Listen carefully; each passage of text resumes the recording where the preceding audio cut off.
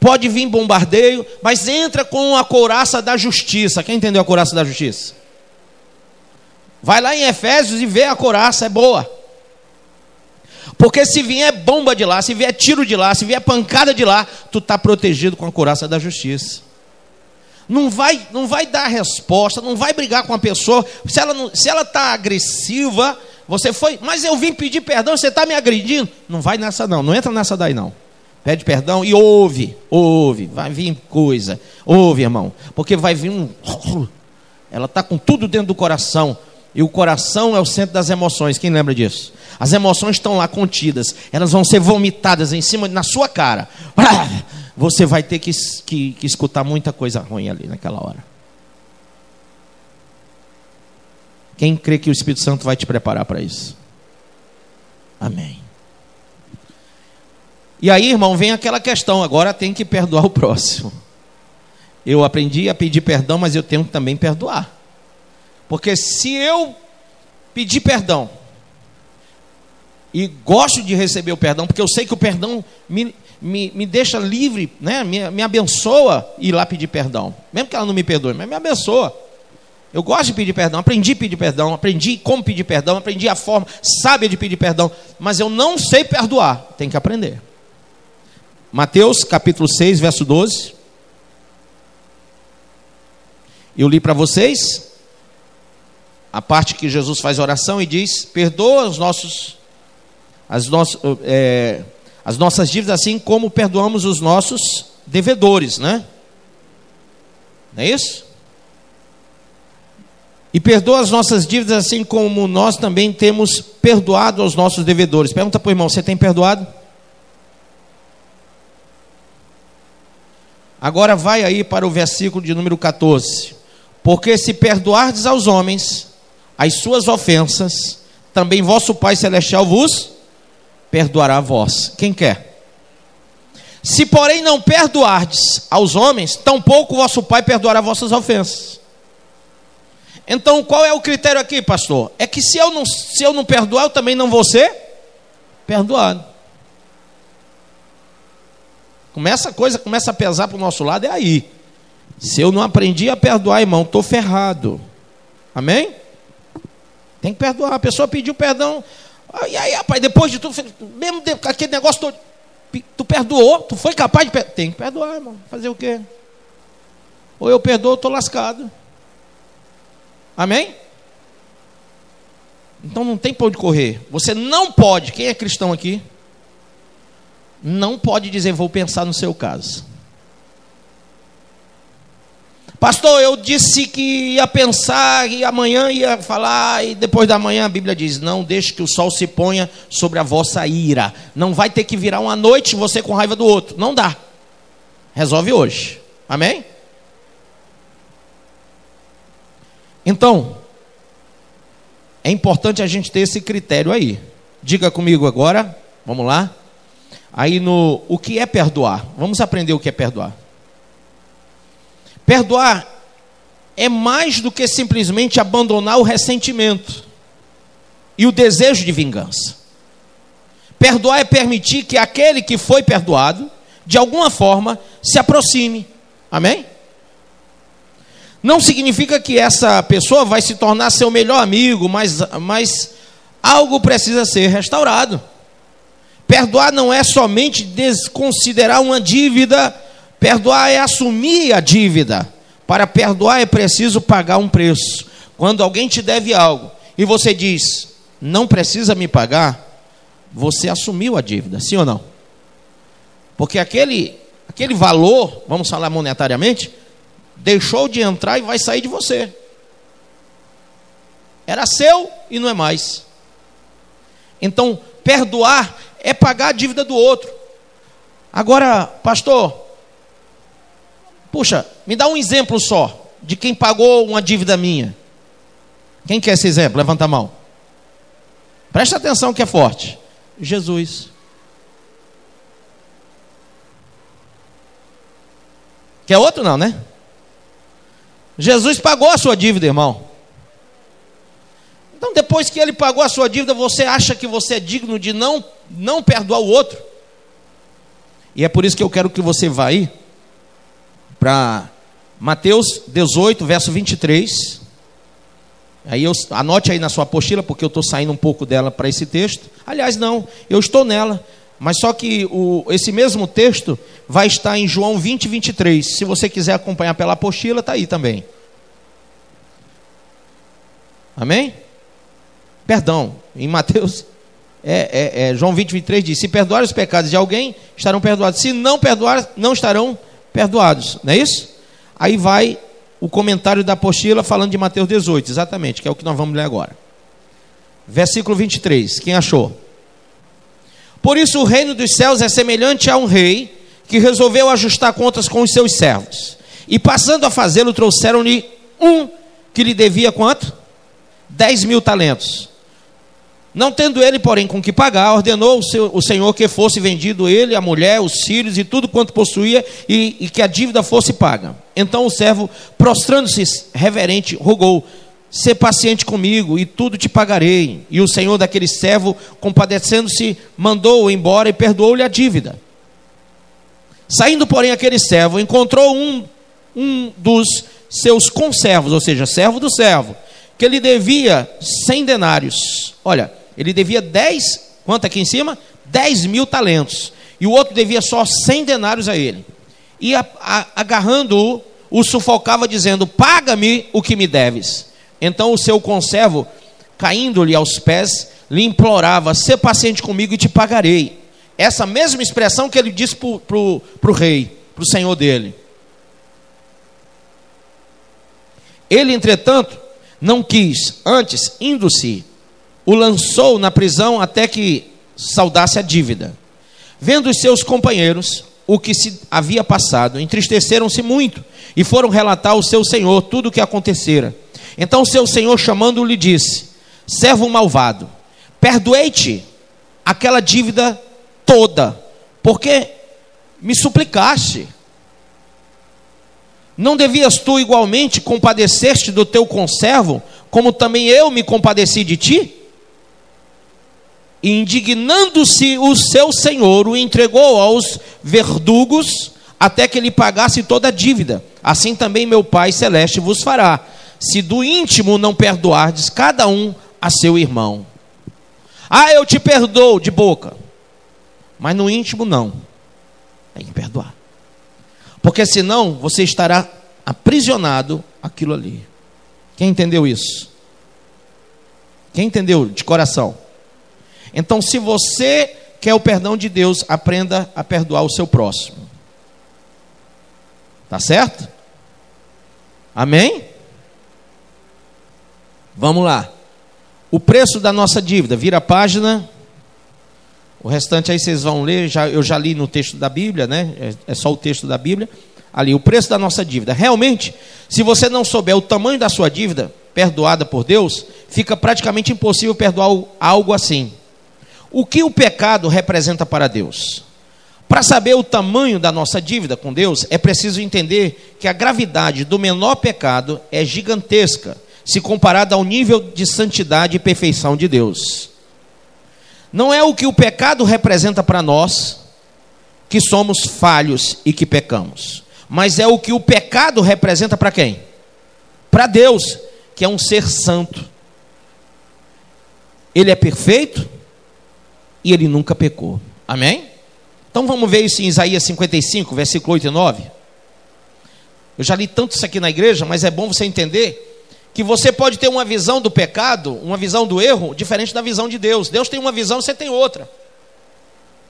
A gravidade, o tamanho da gravidade do seu pecado, você pode estar achando que é uma coisinha de nada, quando para Deus, que é um ser santo, que nunca pecou, um ser perfeito, aquilo é muito gravoso para Deus. Vamos ler. Pois os meus pensamentos não são os pensamentos de vocês, nem os seus caminhos são os meus caminhos, declara o Senhor. Assim como os céus são mais altos do que a terra, também os meus caminhos são mais altos do que os seus caminhos, e os meus pensamentos mais altos do que os seus pensamentos. Amém? Então, você vê de um jeito e Deus vê do outro jeito. Você quer minimizar uma coisa que Deus sabe que é gigantesca. Você quer simplesmente justificar com a sua inteligência o erro, sem entender a gravosidade dele perante Deus. Se você entender o tamanho da gravidade daquilo que você está fazendo para Deus, você vai perceber e você vai se reconciliar imediatamente com o Senhor. Você não vai deixar para amanhã, para depois de amanhã. Você não vai ficar naquele jogo de cintura com Deus, porque isso não vai dar certo. Amém? Isaías 64:6. Somos como impuro, todos nós. Todos os nossos atos de justiça são como trapo de imundície, ou trapos imundos. Murchamos como folhas, e como o vento as nossas iniquidades nos levam para longe. Então, nós temos que reconhecer isso aí. Amém? Diga assim: eu sou como impuro. E eu tenho que entender isso. Que todos os nossos atos de justiça são como trapo imundo. Ai, pastor, eu pequei, eu errei, mas eu vou fazer alguma coisa, eu vou entregar sopão lá no sábado, vou ajudar a comprar uns frangos, vou ajudar não sei o quê, e isso aí vai justificar o meu erro dessa semana. Não vai.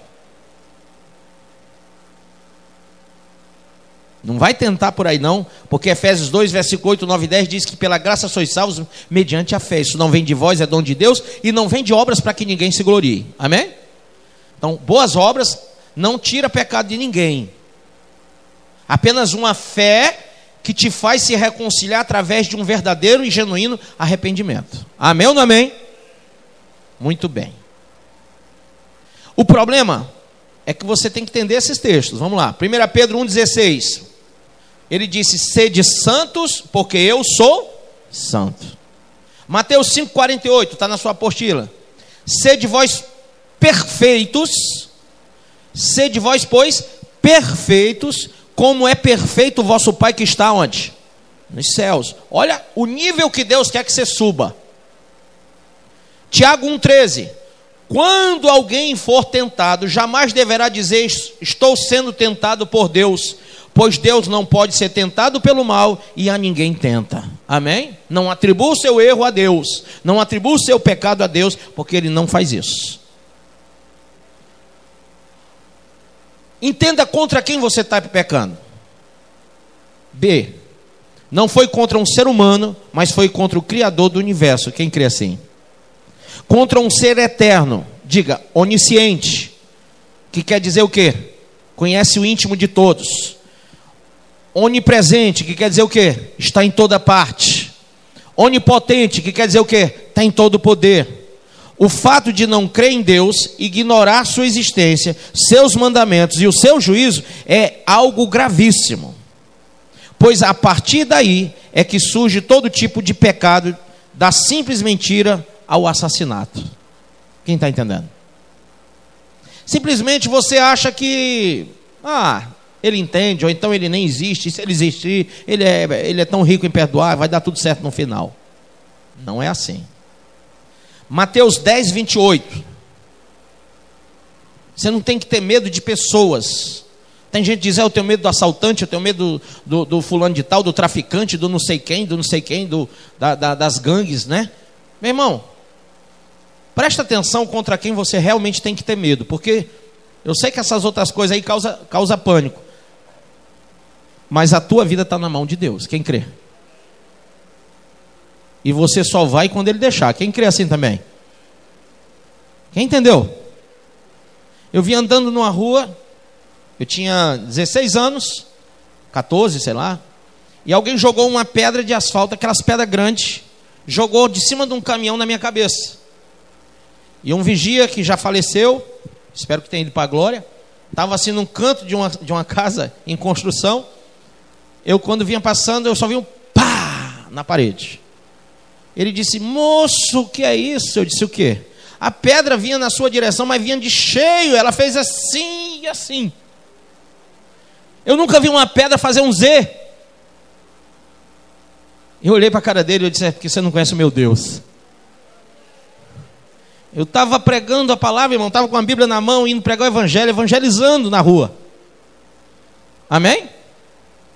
Então não duvide, Deus é a nossa proteção. Veja.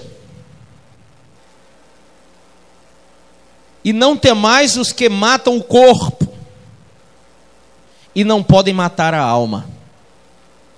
Temei antes aquele que pode fazer perecer no inferno a alma e o corpo. Quem é?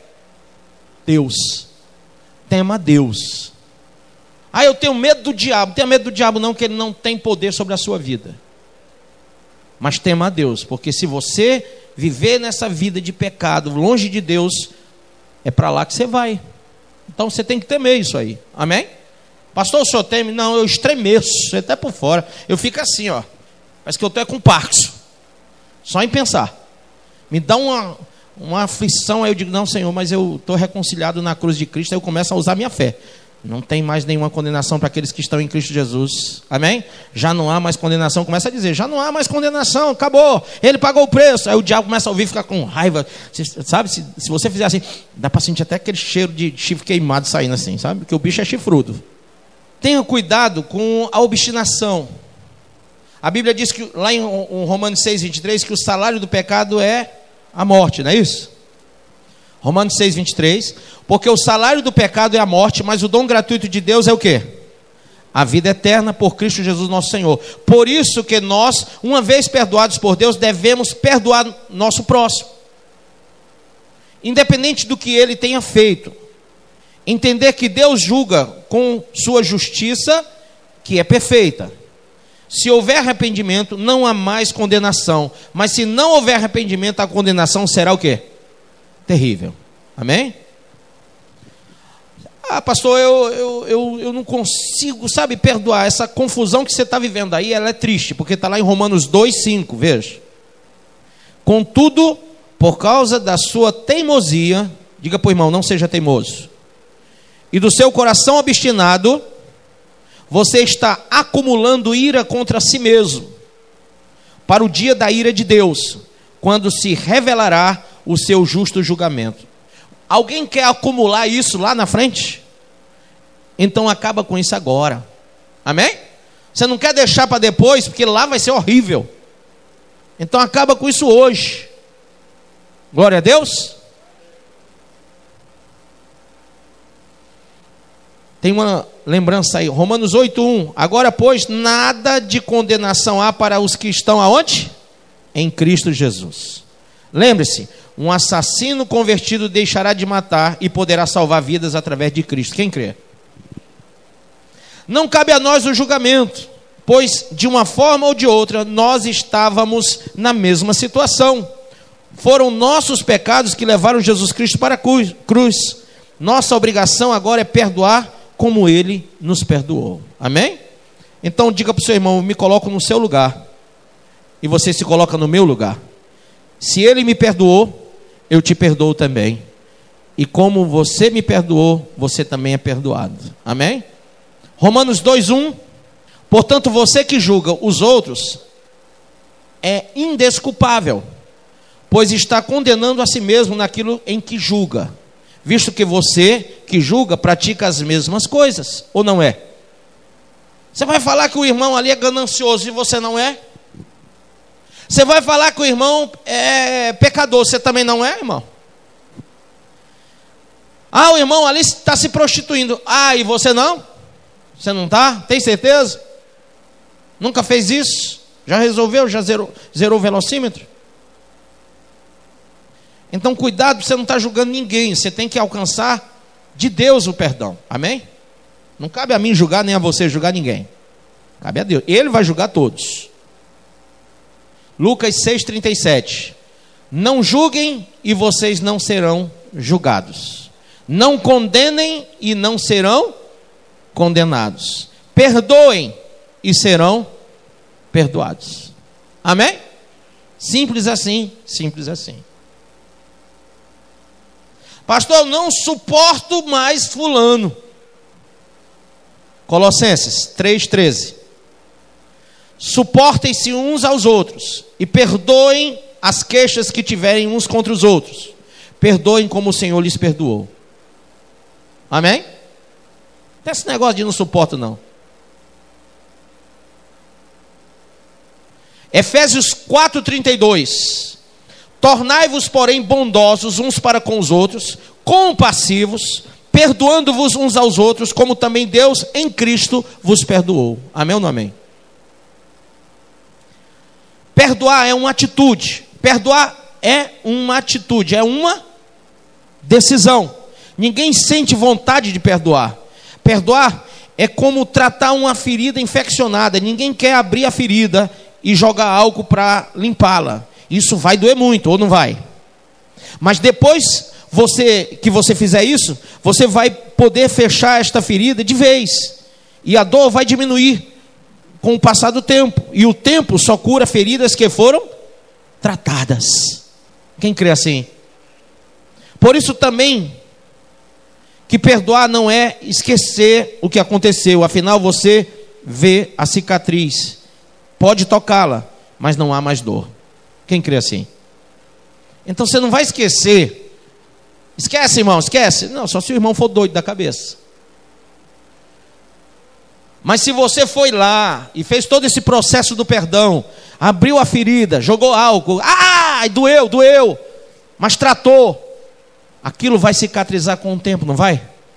Vai virar uma cicatriz, vai ficar lá para você ver aonde você vacilou. Mas você não vai mais sentir dor, porque foi resolvido o problema. Amém? Quantas vezes devo perdoar? Quem aqui já se perguntou isso, né? Rapaz, eu não aguento mais, rapaz, é só... Mas chega para mim todo dia com a mesma ladainha. Hein? Vamos nós. Lucas 17, versículo 3 e 4. Sabe por que muita gente se separa? Porque não tem perdão. Sabe por que muita gente sai da igreja? Porque não tem perdão. Ela não consegue nem se perdoar e nem ser perdoada. E aí, como não há processo de perdão, a pessoa... Vamos lá. Tomem cuidado. Se o seu irmão pecar, repreenda-o, e se ele se arrepender, perdoe-lhe. Se pecar contra você 7 vezes no dia, e 7 vezes voltar a você e disser, estou arrependido, perdoe-lhe. Amém? Perdoe-lhe. Pastor, mas foi 7 vezes hoje já. Me deu 7 cacetadas. Futebol, quem joga futebol aí? O cara passa por ti e na canela. A primeira, irmão, foi mal. Não, tá na paz. Aí vai correndo, pufo de novo. O irmão dufo no chão. Irmão, foi sem querer. Sim, irmão, tá certo, tá bom. Já vai mudando o tom. Na terceira, o irmão vai chutar você levanta a perna e chuta o irmão. Pá! Agora tu viu, né? Você já vai pronto para quebrar a canela dele. Passa por mim para você ver. Essa que eu vou dar vale pelas 2 que tu me deu antes. Geralmente, isso se chama vingança. Isso se chama vingança. E tem até um ditado que diz que quem ri por último ri melhor, né? Tenha cuidado. A Bíblia manda o contrário. Se ele vier contra você 7 vezes e te pedir perdão 7 vezes, você vai se reconciliar e perdoar ele. Isso quer dizer que você não vai revidar. Amém? Vamos para Mateus 18, 21, 22. Então Pedro, aproximando-se, lhe perguntou: Senhor, quantas vezes pecará meu irmão contra mim, que eu lhe hei de perdoar? Será até 7 vezes? Que ele lembrou dessa outra palavra, né? Será até 7 vezes? Respondeu-lhe quem? Hein? Jesus, não foi eu não, né? Respondeu-lhe Jesus: não te digo que 7 vezes, mas quantas vezes? Até 70 vezes 7. Eu não te digo apenas 7, mas 70 vezes 7. Você já teve uma pessoa que você teve que perdoar 70 vezes 7? Calcula aí quanto que dá. 490 perdãos. Mas pastor, deixei de falar com o Joãozinho ou Joaninha, sei lá quem, por causa de um vacilo que deu comigo. Foi. Está guardando mágoa? Fala. Não tem uma oportunidade que você não não joga um venenozinho para fora? Hein? Se chegar alguém aconchabrando você, dizendo assim: rapaz, você lembra de fulano? Aquele traste? Aquela perversa, aquela safada, aí começa. Né?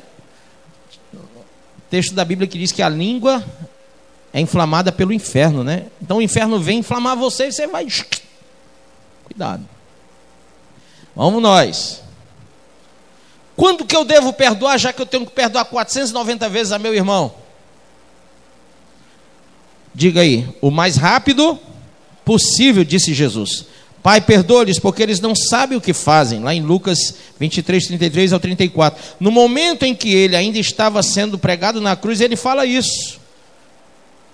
A Bíblia diz: quando chegaram ao lugar chamado Calvário, ali o crucificaram a ele e também aos malfeitores, um à direita e outro à esquerda. Disse Jesus: Pai, perdoa-lhes, pois não sabem o que fazem. Então, repartindo as vestes dele, deitaram sorte sobre elas. Se você entendeu o que está em jogo no fato de perdoar ou não, com toda certeza você vai encontrar forças para perdoar. Leia aí 2 Coríntios 5, verso 14 e 15. 2 Coríntios, capítulo 5, 14 e 15. Porque o amor de Cristo nos constrange, julgando nós assim, que se um morreu por todos, logo todos morreram. E ele morreu por todos para que os que vivem não vivam mais para si, mas para aquele que por eles morreu e também ressuscitou. Amém? Então você não vai mais viver para si, você vai viver para ele. Viver para ele quer dizer fazer o que ele mandou fazer. E o que ele mandou fazer, pastor? Reconciliar o mundo com Deus. Lembre-se, você é embaixador de Cristo. Você representa quem? O perdão. Jesus é a figura do amor e do perdão divino. A graça se manifesta, e a era da graça ela acaba no período quando começar o arrebatamento. Quando tiver o arrebatamento, o período do arrebatamento, acabou a graça, né? Acaba a graça, fica tudo sem graça mesmo, verdade. Que aí todo mundo vai ter que resistir à força, né? Força física mesmo. Vamos ter que, a pessoa que ficar vai ter que dizer assim: rapaz, eu não nego. Mas ainda estamos na graça, ou seja, um período que você pode ir até à frente, pedir perdão e ser perdoado. Chegar no irmão, pedir perdão e ser perdoado. E se ele não perdoar, problema dele, você já pediu. É o período da graça, onde o poder do perdão, ele faz milagre, inclusive cura da alma e do corpo. Você sabia que o câncer é uma doença psicossomática? Você sabe que uma mágoa pode gerar um câncer? Quem sabia disso? Psicólogos, psiquiatras falam isso. Há muitas edições, muitos livros falando sobre uma das maiores características, né, da incidência de câncer. Não é só alimentação, não é só esses produtos químicos que estão sendo colocados nos alimentos, mas também a questão da alma. Se você lembrar disso, você vai perdoar muita gente e vai se livrar de muito câncer. Amém? Teve um homem ele era um caráter muito bom, e ele morava num país muito frio, e a família dele teve uma crise econômica no país, e a família dele ele estava desempregado, a família dele passando fome, e lá muito frio, tinha que ter um aquecedor. Para ter aquecedor tinha que ter energia, para ter energia tinha que ter o quê? Dinheiro para pagar. Ele estava sem dinheiro para pagar o aquecimento da casa, e os seus filhos tudo doente, e ele doente, a mulher doente, e todo mundo com fome, passando crise financeira. E aí um colega dele, amigo, né, entre aspas, chegou e disse: vamos assaltar um banco. Eu disse: jamais que eu vou fazer uma coisa desonesta. Mas vamos assaltar, cara, não tem outra coisa. Olha, teus filhos morrendo, a tua esposa morrendo, você está morrendo, está todo mundo doente. Não vou. E o cara bateu, mostrou a situação, ele foi e acabou indo. Lograram êxito, conseguiram assaltar o banco, levaram dinheiro, pagaram as contas, resolveram o problema, ajeitaram a casa, ajeitaram tudo, aquecedor, a família sobreviveu àquele momento de crise, o país melhorou, tudo deu certo, mas ele morreu de câncer. Porque ele nunca conseguiu se perdoar por aquilo que ele havia feito. Aquilo feriu a alma dele, aquilo feriu o caráter dele, o emocional dele ficou atingido de uma forma tão forte que ele jamais se perdoou e teve um câncer e morreu. Quem entende isso? Então o poder do perdão, atingindo a tua alma, você se perdoando, você conseguindo se perdoar, você vai se livrar do câncer também. Tenha sempre essa lembrança, que a ferida da alma, ela é perigosa. Amém, pessoal? Glória a Deus. Quem entendeu? Quem hoje está aqui e sente o desejo de pedir perdão a Deus por pecados que não foram ainda, você sabe, precisa ser resolvido, levanta a mãozinha. Glória a Deus. Hoje é o dia de você ser perdoado por Deus, amém? Você crê que vai ser perdoado? Tem pessoas que você tem que pedir perdão, quem sabe disso? Então ele vai lembrar de todas, e você vai ter que praticar esse poder do perdão na vida dessas pessoas. Ah, mas eu jamais vou me humilhar meus filhos. Peça perdão se você magoou eles. Vai e se humilha, e assim aos pais e etc. Amém? Nessa hora não tem hierarquia. Ah, eu sou pastor e você é ovelha. Não, vai pedir perdão também, pastor. Amém? Se houve algo entre nós, alguém tem que resolver. E quem sabe que está na culpa, vai lá e pede. Tá bom? Amém? Vamos nós. Tá pronto? Você acabou de ouvir essa poderosa ministração da palavra de Deus. Eu creio que sua vida foi abençoada. Eu quero que você ore comigo, profetizando sobre a sua vida a salvação que vem de Cristo Jesus. Ore conosco. Deus Pai, em nome de Jesus, nós te agradecemos por esta palavra e que o Senhor possa abençoar a vida de cada um que nos viu, que nos ouviu nesse dia. Deus Pai, em nome de Jesus, que esta pessoa esteja agora entregando a sua vida, recebendo a salvação que vem do Senhor. Pois assim, Pai, nós profetizamos salvação, cura, libertação, em nome do Pai, do Filho e do Espírito Santo de Deus. Amém.